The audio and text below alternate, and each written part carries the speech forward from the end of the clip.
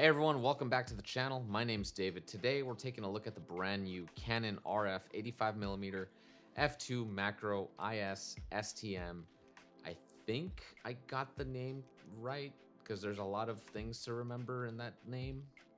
But anyways, this is actually Canon's third 85mm in the RF mount, and it's actually their most inexpensive lens out of the three.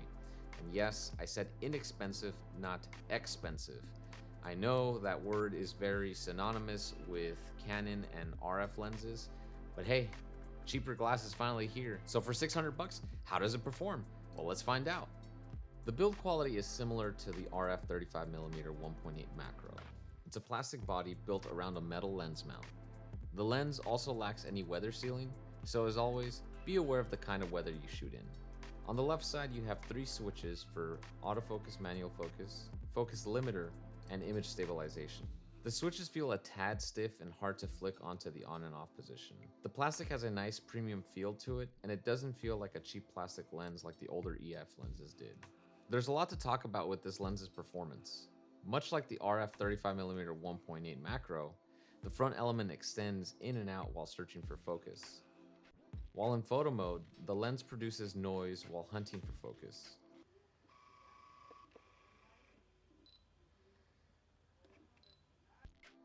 The audible noise is eliminated when in video, as the motors slow down.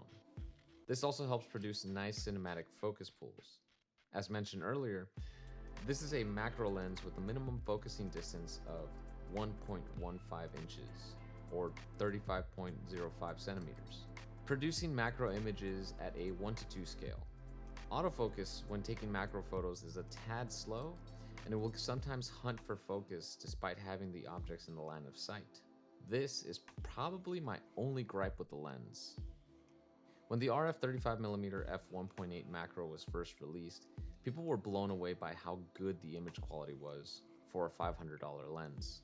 I'm happy to report that the RF 85mm f2 continues that trend of superb image quality from an inexpensive lens.